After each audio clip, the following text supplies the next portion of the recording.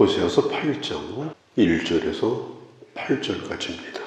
사람이 이 세상에 태어나면 그냥 자연적으로 하나님과 관계가 맺어지는 것이 아니고 하나님과 언약 안에서 관계가 맺어집니다. 하나님의 언약 안에 부름받은 자는 하나님의 언약의 말씀 안에서 살아가야 됩니다. 이스라엘 백성들이 크게 오해하고 있는 것이 뭐냐? 유대민족으로만 태어나면 자동으로 하나님의 백성이 된다.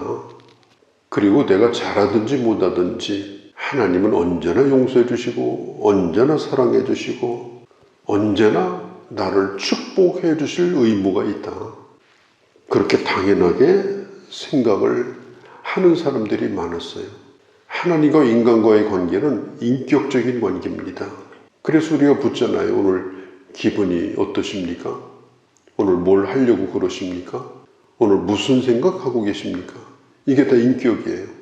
하나님과의 관계는 그렇게 단순하지 않습니다. 그런데 마치 하나님을 사로잡은 포로와 같이 생각을 하고 그렇게 하나님의 이름을 자기 멋대로 불렀던 사람들이 바로 이스라엘 백성들이에요.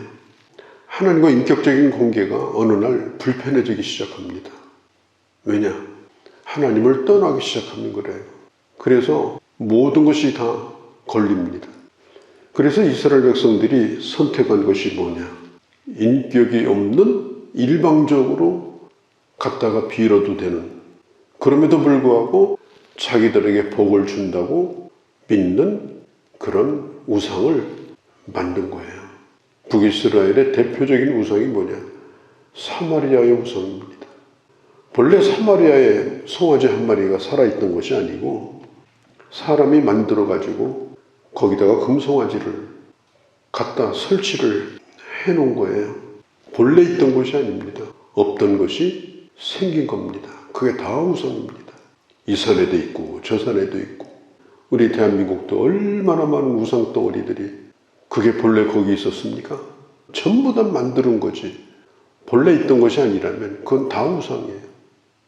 이 우상을 섬기는 이스라엘 백성들을 향해서 그들에게 앞으로 일어날 일이 뭐냐? 오늘 성경이 그걸 말하고 있어요. 하나님이 호세아에게 말씀합니다. 입을 나팔에 대고 크게 부르라. 나팔을 왜 부는 겁니까? 다 들으라고 부는 게 나팔이에요. 원수가 독수리처럼 여호와의 집을 덮치게 될 것이다. 왜냐? 네가 언약을 어기고 하나님의 말씀을 범했기 때문이다. 그래서 이 소식을 알려라. 지금 호세아에게 명령을 하는 거예요. 오늘 이 상황이 지금 독수리가 하늘 위에 떴으면 어떻게 해야 됩니까? 지금 소리를 지르는 거죠. 지금 호세아에게 주님이 하신 말씀이에요. 독수리가 하나님의 전을 지금 움켜쥘 거다. 소리를 질러라. 그런데 지금 그 전에서 이스라엘이 뭘 하고 있느냐? 그냥 형식적으로 절기를 지키고 있었어요. 예배를 드리고 있었어요. 그러면서 자기들 스스로 생각합니다. 성전이 우리 울타리 안에 있는 한에는 절대로 하나님도 우리를 손 못 대신다. 원수도 손을 못 댄다. 그들의 종교 행위에 대하여 굉장히 그것을 중요하게 생각했어요. 하나님이 뭐라고 그래요? 성전 아니라는 겁니다. 예배 아니라는 겁니다. 하나님과의 관계가 깨진 상태에서 그렇게 하고 있는 것은 의미가 없다는 겁니다. 그래서 그 집을 덮칠 것이다. 그렇게 말씀하시는 거예요. 오늘 많은 사람들이 이런 얘기를 해요. 대한민국의 교회가 이렇게 많은데, 십자가가 이렇게 많은데 대한민국은 망할 리가 없다. 그러나 망할 수도 있습니다. 교회라는 건물이 이 나라를 지켜주는 게 아니에요. 온전한 예배를 드려야 돼요. 온전히 하나님을 섬기는 자들이 그 안에 있어야 돼요. 지금 예배가 다 깨져버렸어요. 뭘 하는 것인지 알 수가 없는 그런 일들이 교회 안에서 지금 예배라고 이루어지고 있는 그런 현실이에요. 주님이 말씀해요. 하나님의 집이랄지라도 언약을 버리면, 하나님의 율법을 버리면 그냥 두지 않겠다. 2절 말씀을 보면요, 더 가건이에요. 이렇게 말해요. 2절 끝에 아나이다. 나의 하나님이여 우리 이스라엘이 주를 아나이다. 자기들이 주님을 안대요. 그래서 끊임없이 하나님의 이름을 불러요. 하나님을 잘 알고 있다고 생각을 해요. 그런데 그것은 그들의 생각입니다. 3절 4절 이스라엘이 이미 손을 버렸으니 원수가 그들을 따를 것이라. 시편 12편 3절을 찾아보면요, 이렇게 말합니다. 여호와께서는 모든 압축하는 입술과 사랑하는 혀를 끊어버릴 거다. 그들이 그 혀로 말하기를 우리의 혀로 얘기리라. 우리의 입술은 우리의 것이니 우리를 관할할 자가 누구인가? 이게 무슨 뜻인가 하면요, 내가 입으로 주님을 부르기만 하면 주님도 꼼짝 못하고 누구도 나를 손을 못 댈 거라는 거예요. 그런데 그것은 자기 착각이라는 겁니다. 혀로 주님의 이름을 부른다고 주님이 너를 지켜줄 것이냐? 아니라는 거예요. 마태복음 7장에 보면은 내가 주의 이름으로 여러 가지 일을 많이 했지만 그 거짓 선지자에 대하여 주님이 말씀합니다. 내가 너를 알지 못한다. 내가 주님을 사랑한다, 주님을 안다 하는 그 말은 주님과 상관이 없는 말이다. 5절에 사마리아여 내 송아지는 버려졌느니라. 내 진노가 무리를 향하여 타오르리니 그들이 어느 때에야 무지하겠느냐.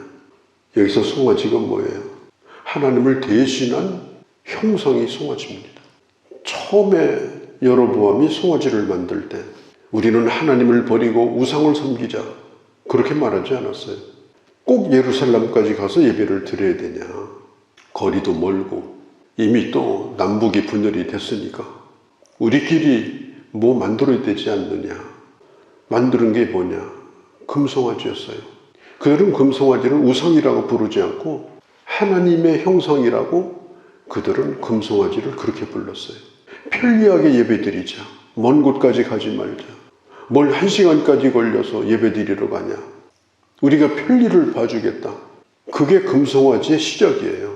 그들은 금송아지 앞에 가서 경배를 하면서 그들은 하나님이 여기에 계시다. 그리고 자꾸 금송아지 앞에 무릎을 꿇으니까 하나님이 꼭 송아지 같은 거예요.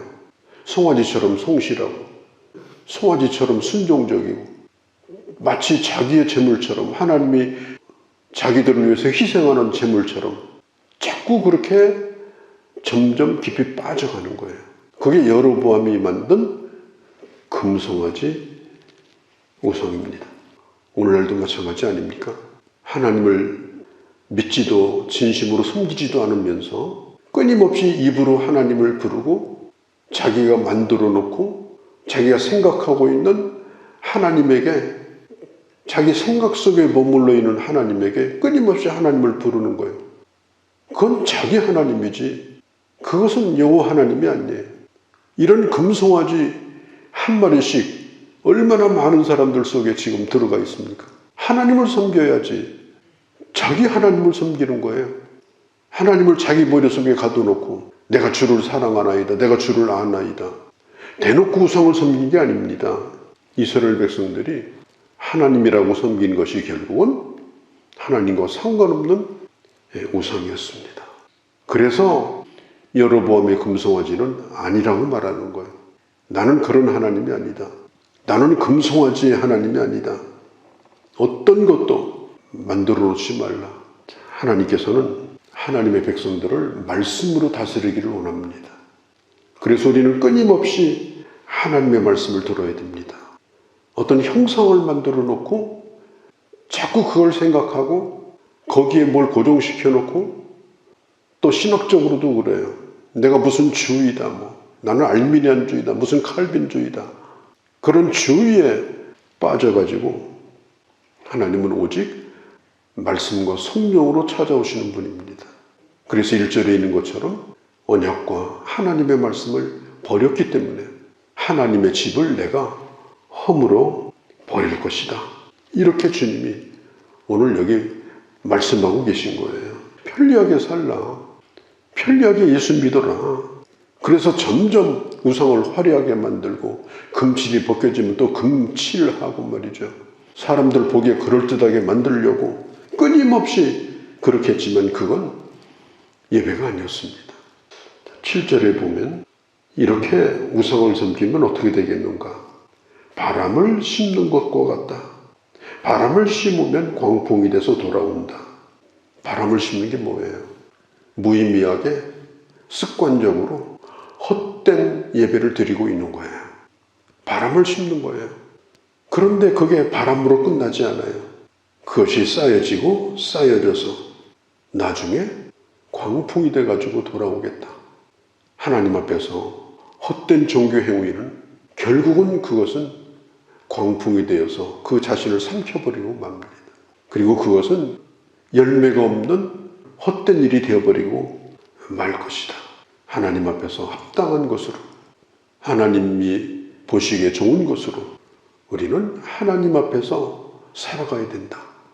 그리고 그 뒤에 보면 하나님께서 이스라엘을 가르쳐서 두 가지로 비유하셔요. 첫 번째는 깨진 그릇이다. 두 번째는 홀로 있는 들락이다. 이스라엘은 이미 깨진 그릇입니다. 아예 깨졌으면 괜찮아요. 그런데 기퉁이가 떨어졌어요. 우리가 집에서도요, 기퉁이 떨어진 건 거기다 밥 안 담아 먹습니다. 개밥 줄 때 거기다 줍니다. 손님 왔을 때 그런 데다 밥 담아주면 그건 큰 신뢰를 범하는 겁니다. 지금 이스라엘 백성들이 이런 식으로 지금 하나님을 예배하고 있는 거예요. 이런 식으로 하나님을 섬기는 거예요. 그리고 아무 생각이 없어요. 그리고 들나귀처럼, 들나귀는 뭐예요? 혼자 떠도는 나귀를 가르쳐요. 들나귀처럼 자기 가고 싶은 대로, 자기 하고 싶은 대로 그렇게 살아가는 거예요. 신앙생활도 그렇게 하는 분들이 있어요. 들나귀가 너무너무 많아요. 교회를 정해야 되는데 1년 동안 교회 쇼핑하고 다니는 거예요. 그러면서 이 교회는 이렇게 사랑이 없냐고.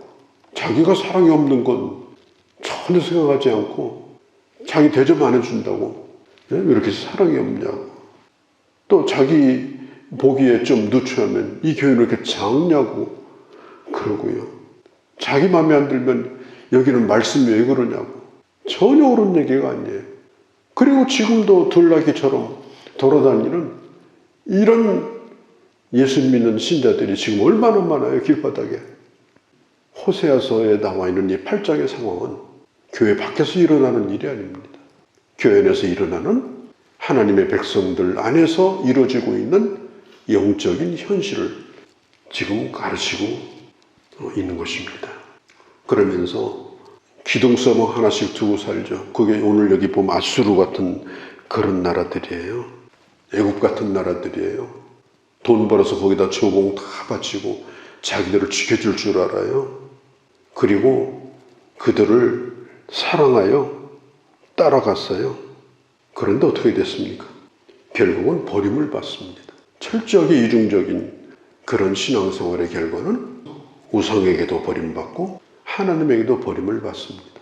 우리의 모든 인격을 다하여 주님을 사랑하고 내게 주신 사람들을 사랑하고 하나님과 바른 관계 속에서 특별히 끊임없이 내게 들려주시는 하나님의 말씀에 귀를 기울이고 그 말씀이 나를 주장하고 그 말씀이 나를 변화시키고 그 말씀이 나를 끌고 가고 그래서 주님이 기뻐하는 자로 살아가는 그것이 바로 오늘 우리에게 대단히 중요한 일이다.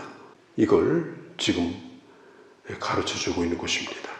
거룩하신 우리 아버지, 우상을 섬기듯이 하나님을 섬겼습니다. 그러나 그것은 하나님을 섬긴 것이 아니었습니다. 그런 성전은 전부 무너뜨려야 마땅하다고 말씀하셨습니다. 그런 식으로 사랑한다고 주님을 안다고 말하는 것도 그것은 다 바람을 심는 헛된 일이라고 말씀하셨습니다. 주님의 언약 안에서 그리고 주님의 말씀 안에서 주님이 기뻐하는 걸 내가 기뻐하며 주님과 함께 동행하는 신앙이 저희들에게도 아버지 허물어지지 않도록 저희들을 지켜주시고 온전히 하나님을 섬기며 주와 동행하는 귀한 주의 자녀들이 되게 하여 주시옵소서. 우리 주 예수님의 이름으로 기도하옵나이다. 아멘.